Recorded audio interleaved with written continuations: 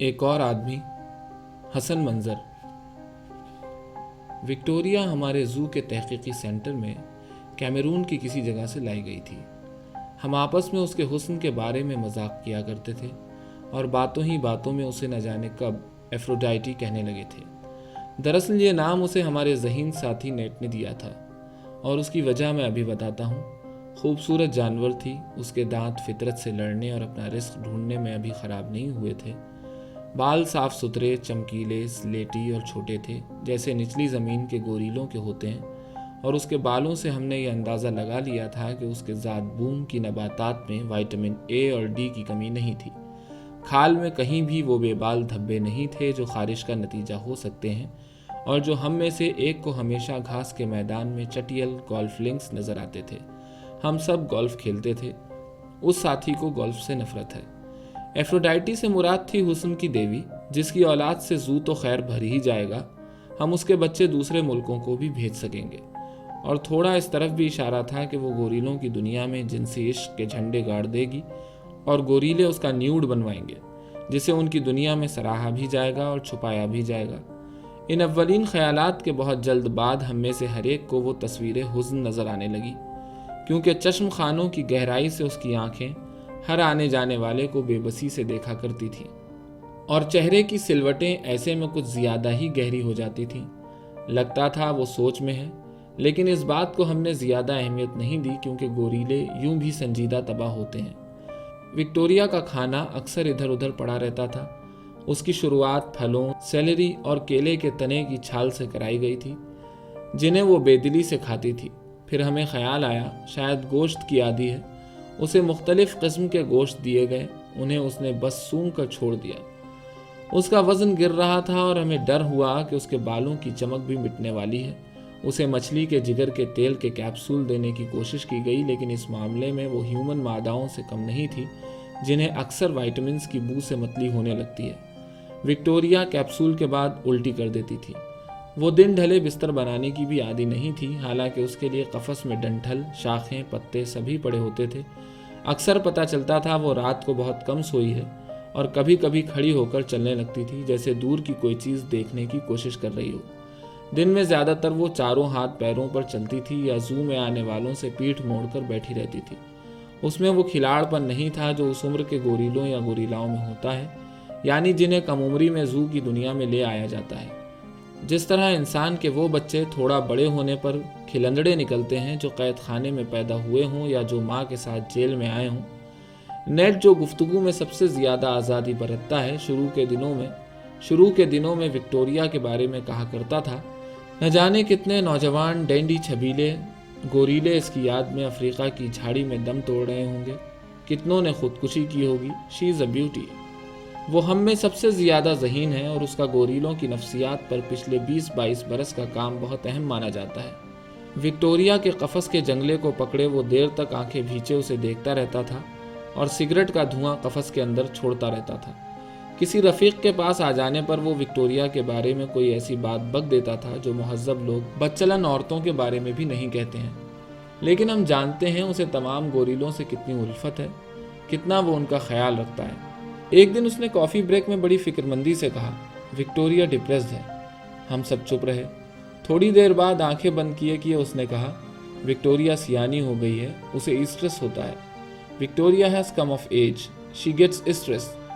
پھر کسی نے کہا، علاج بہت آسان ہے۔ اس نے کھلکھلا کر ہنستے ہوئے کہا، ہمیں اس کی تنہائی کو ختم کرنا چاہیے۔ زو میں آنے والے جانوروں کو ایک مدت تک پرانے باسیوں سے دور رکھا جاتا ہے، پر وکٹوریا کے معاملے میں یہ پابندی اٹھا لی گئی۔ لیکن وکٹوریا نے اپنے نئے جوان ساتھی ہیکٹر کا کھلے بازوؤں سے سواگت نہیں کیا، جو زو ہی میں پل کر بڑا ہوا ہے اور ہم سب سے کافی بے تکلف ہے۔ وکٹوریا کی سرد مہری کی وجہ سے ہیکٹر کو دوبارہ اسے کٹہرے میں بھیج دیا گیا اور بظاہر یہ معاملہ ختم ہو گیا۔ لیکن ہمارے ذہین ساتھی نے ایک اور دن کافی بریک میں اعلان کیا، وکٹوریا کنبہ بسانے جا رہی ہے۔ Victoria is in the family way. ہم اتنی دیر تک نیٹ کو مبارکباد دیتے رہے کہ اسے کہنا پڑا، مگر میں تو باپ نہیں ہوں، جا کر ہیکٹر کو مبارکباد دو۔ اس جیسا منہ پھٹ ہم میں سے کوئی دوسرا نہیں تھا۔ وکٹوریا کے قفس میں دوسرا متنفس نہیں تھا، نہ ہی وہ جہاں تھی وہاں دوسرے گوریلوں کی آواز پہنچتی تھی۔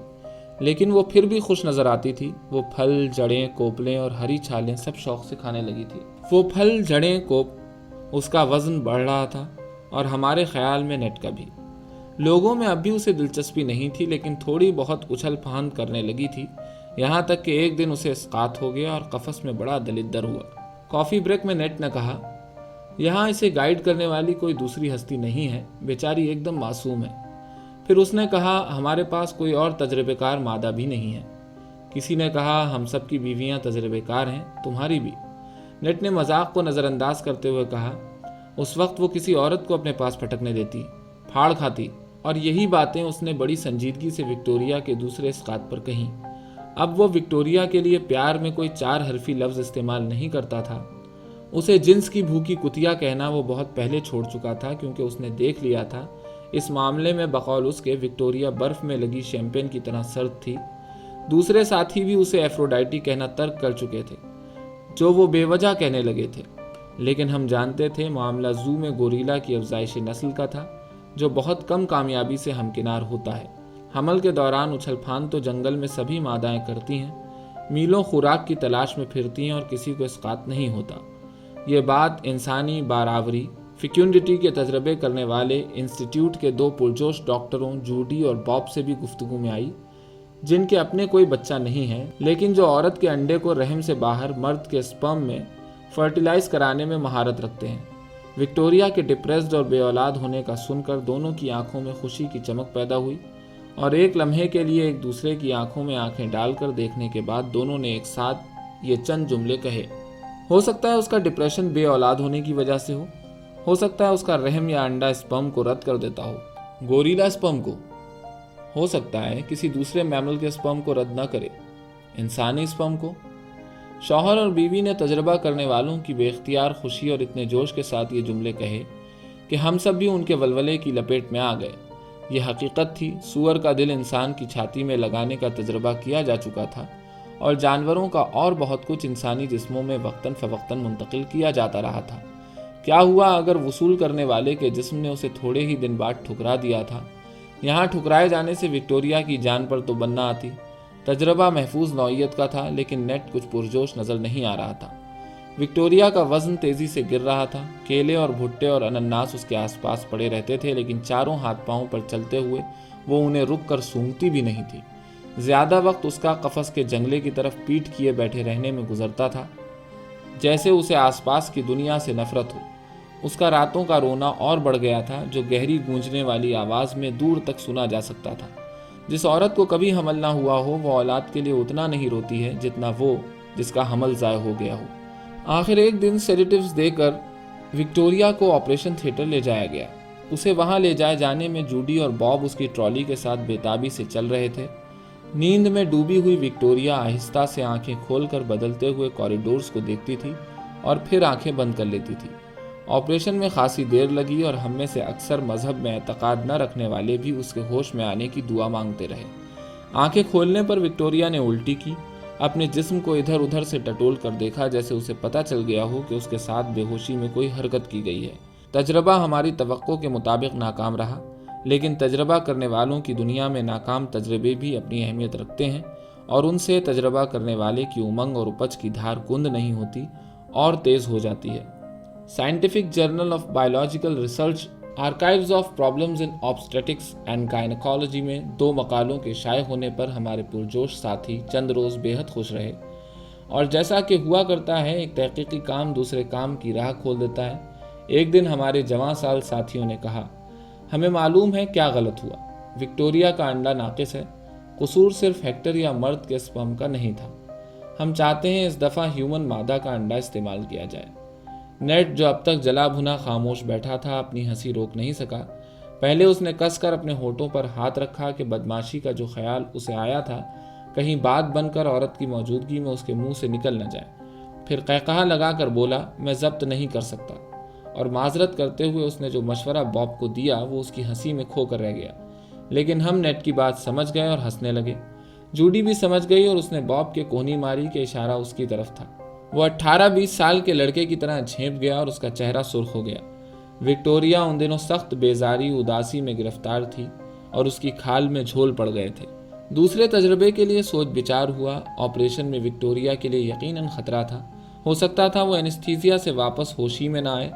اس کے دوبارہ کیمرون بھیجے جانے کے امکان پر بھی غور کیا گیا اور ہوائی جہاز سے سفر کے خطرے اور جھاڑی میں اس کے آزاد گوریلاؤں کے ہاتھوں مارے جانے کے احتمال کے پیش نظر اس تجویز کو بھی رد کر دیا گیا۔ دنیا میں امن پسند جانور اتنے کم رہ گئے ہیں کہ ہم ایک اور کو جان بوجھ کر موت کے حوالے کرنے کو تیار نہیں تھے۔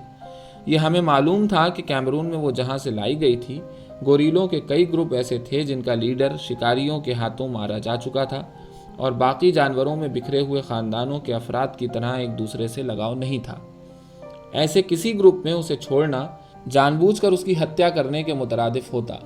سمندری سفر طویل ہوتا اور راستے ہی میں دم توڑ دینے کی وجہ سے بیچاری کی قبر پانی میں بنتی، جس کے لیے ہم میں سے کوئی تیار نہیں تھا۔ مختصر یہ کہ وکٹوریا ہم سب کے دل میں گھر کر چکی تھی۔ لیکن تحقیق کا جوش کسی چھوت والی بیماری سے کم نہیں ہوتا ہے اور ساتھ میں کام کرنے والوں کو آسانی سے لگ جاتا ہے۔ ہمیں بھی لگا اور ہماری مرضی اور فہم کے خلاف لگا۔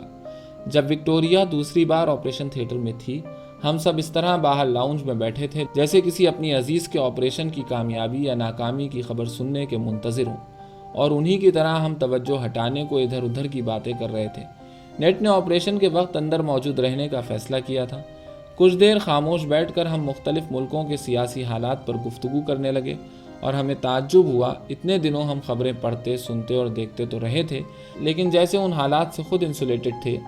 نہ روانڈا میں ایک نسلی گروہ کے دوسرے گروہ کے ہاتھوں مٹائے جانے کی خبروں کا ہم پر کوئی زبردست جذباتی اثر ہوا تھا، نہ چچینیا میں مہیب روسی طاقت کے ایک انتہائی قلیل قوم کو بے دردی سے کچلنے کا۔ اجودھیا بھارت میں چند سال پہلے ایک اقلیت کی عبادت گاہ کو ایک کثیر اکثریت والے مجنونوں نے ڈھایا تھا۔ اس نفرت کے جوالا مکھی کی راکھ ابھی تک وہاں کی آبادی پر گر رہی تھی۔ پاکستان کے سب سے بڑے شہر کراچی کا حال 15-20 سال پہلے کے بیروت سے بدتر تھا، جہاں وہ جنہیں زمین کے بیٹے نہیں مانا جاتا تھا بے اقتدار اور بے بس تھے۔ چند سالوں سے اپنے 10-20 افراد کی لاشیں روزانہ سوکھی ندیوں کی تلہٹی اور سڑکوں سے اٹھانے پر مجبور تھے، اور کہا جا رہا تھا وہ خود اپنے قاتل تھے۔ اپنے ہی گھروں اور محلوں میں دہشت پھیلا رہے تھے۔ صومالیہ، عراق، لیبیا، بوسنیا ہرزیگوینیا، اسرائیل، کشمیر، سب جہاں جہاں طاقتور کمزور کو ختم کر کے اپنے لیے زیادہ سے زیادہ جگہ بنا رہے تھے۔ عالمی خبریں تھیں، لیکن وکٹوریا کی بڑھتی ہوئی اداسی اور گرتی ہوئی جسمانی صحت نے ہم کو سب کچھ بھلا رکھا تھا، اور اس وقت جب وہ اندر لیٹی ہوگی، ہم جو اس کے لواحقین تھے باہر بیٹھے ان خبروں پر تبصرہ کر رہے تھے جیسے آج ہی ایک ساتھ یہ خبریں سنی ہوں۔ پھر چرس، ہیروئن، کوکین اور اسلحے کے بڑے پیمانے پر اسمگل کیے جانے کی خبریں چھڑ گئیں، اور فوراً ہی مزدور بچوں اور بینکاک کی طوائف بچیوں کا ذکر آ گیا۔ ہم نے ان ملکوں کے نام اپنے ذہنوں میں ڈھونڈے جہاں جہاں یہ کاروبار ہو رہا تھا اور وہاں کی حکومتوں کی ایما سے ہو رہا تھا۔ یہ کہتے ہوئے ہمیں خیال آیا کہ کانگو، یوگینڈا، کیمرون کی وہ دنیا جو وکٹوریا سے چھین لی گئی ہے، اس دنیا سے کتنی مختلف ہے جس کی خبروں سے اخبار پٹے پڑے ہیں۔ کسی نے کہا، اچھا ہے اسے خبر ہے کہ وہ کہاں آ گئی ہے۔ اسی وقت آپریشن تھیٹر سے پہلے میاں بیوی کی ٹیم باہر نکلی اور ان کے جلو میں ہمارا ذہین ساتھی نیٹ اور آپریشن تھیٹر کا عملہ۔ وکی کا آپریشن کے دوران ایک دفعہ دل رک گیا تھا۔ ہمارے ساتھی نے فیس ماسک سے ماتھے کا پسینہ پوچھتے ہوئے کہا، اب وہ کیسی ہے؟ ہمارے منہ سے ایک ساتھ نکلا، کچھ ہوش میں آ چلی ہے۔ اپنے قفس میں پہنچ کر وکٹوریا نے 2-3 بار الٹیاں کی جن میں صرف پانی تھا، اپنے نچلے جسم کا جائزہ لیا اور غفلت میں چلی گئی۔ بعد کے دنوں میں وکٹوریا سے زیادہ ہم منتظر رہے کہ دیکھیں کیا پیش آتا ہے۔ جیوں جیوں اس کا پیٹ بڑھ رہا تھا، اس کا چونچلا پن واپس آتا جا رہا تھا۔ زیادہ اچھل کود سے روکنے کے لیے اسے سیڈیٹیوز دیے جا رہے تھے۔ اب وہ کھڑی ہو کر پیروں پر چلتی ہوئی جنگلے تک آ جاتی تھی اور ہاتھ بڑھا کر بسکٹ، مکئی کی کھیلیں یا جو کچھ بھی دیا جائے لے لیتی تھی۔ اس کی نیند درست تھی، راتوں کا ماتم رک چکا تھا، بول و براز کے نظام صحیح کام کر رہے تھے، بالوں میں بھی دوبارہ چمک آ چلی تھی۔ مختصر یہ کہ وکٹوریا خوش تھی۔ وقت آنے پر اس کے لیے زچگی کا انتظام کیا گیا، ایسا کہ اسے اس وقت نہ کوئی انسان دیکھ رہا ہو نہ کوئی جانور۔ اس کے پاس اوڑھنے بچھانے کو بہت کچھ تھا اور ہر وہ چیز جس کی اسے ضرورت ہو سکتی تھی۔ اس کے قفس میں چند اور چیزیں بھی تھیں جن کی اسے خبر نہیں تھی، چھپے ہوئے کیمرے اور مائکروفون۔ اس رات ہلکی دودھیا روشنی میں تکلیف کے عالم میں وہ ٹہلے جا رہی تھی اور شاید جگہ کا انتخاب بھی کر رہی تھی۔ آخرکار فرش پر ایک جگہ اس نے ادھر ادھر سے اٹھا کر ملائم ڈنڈیوں، شاخوں اور پتوں کا ڈھیر کر دیا اور اس پر بیٹھ گئی۔ ہم نے ایک دوسرے کو دیکھا اور باب نے فتح مندی کے اظہار میں ایک انگوٹھا کھڑا کر کے اپنا الٹا ہاتھ ہماری آنکھوں میں لہرایا۔ وہ بائیں ہتھا تھا۔ وکٹوریا نے خود کو رات کے 2:27 پر تکلیف سے چھڑایا۔ ہم مین آفس میں بیٹھے پورے عمل کو دیکھ رہے تھے اور متعجب تھے۔ وہ سب کام اس طرح کر رہی تھی جیسے اس کی عمر 6-7 سال نہ ہو، 10-15 سال ہو اور ساری زندگی وہ بچے جنوانے ہی کا کام کرتی رہی ہو۔ تکلیف سے فارغ ہو کر اس نے روتے ہوئے بچے کو گھبرا کر اٹھایا اور اسے الٹ پلٹ کر دیکھنے لگی۔ کبھی اس کے ہاتھ بچے کے سر پر جاتے تھے اور کبھی کانوں پر، جو شاید اس کی توقع سے بہت زیادہ بڑے تھے۔ اس نے جلدی جلدی کئی بار بچے کی انگلیوں کو کھولا اور بند کیا، گھبراہٹ میں 2-1 بار اسے سونگھا اور پھر ہاتھوں میں اٹھا کر روشنی کی طرف بلند کیا۔ اس وقت اس کے منہ سے وہی گونجنے والی گہری آواز نکلی جو رات کو سنی جاتی تھی، لیکن اس سے 1000 گنا تیز، جو سینے کی گہرائی سے نکلی تھی، جیسے اس نے کہا ہو، یہ کیا دے دیا، ایک اور آدمی۔ ہماری نظریں وکٹوریا سے ہٹ کر اس کے کرم فرماؤں پر گئیں۔ دونوں بڑے انہماک سے اس سین کو دیکھ رہے تھے اور نوٹس لیتے جا رہے تھے کہ زچگی کی کون سی سٹیج کتنے منٹ یا گھنٹے کی تھی۔ وکٹوریا نے بچے کو نرمی سے اپنے پتوں اور شاخوں کے بستر پر لٹا دیا اور قفس کی پشت کی طرف جاتے ہوئے غیر مسلسل بھونکنے کی سی چند آوازیں نکالیں جیسے اپنے مقدر کو رو رہی ہو۔ جب ہم اس کی آوازیں اچانک بند ہونے پر اس کے قفس میں پہنچے تو بچہ پتوں اور کوپلوں کی ڈھیری پر سو رہا تھا۔ وکٹوریا کے بارے میں بس اتنا ہی کہا جا سکتا ہے کہ وہ شہر کے مردہ عجائب گھر کی زینت بنے گی، کیونکہ اس کی لاش ٹیکسیڈرمسٹ کے حوالے کر دی گئی ہے۔ وکٹوریا کا ہمارا کل 560 دن کا ساتھ رہا۔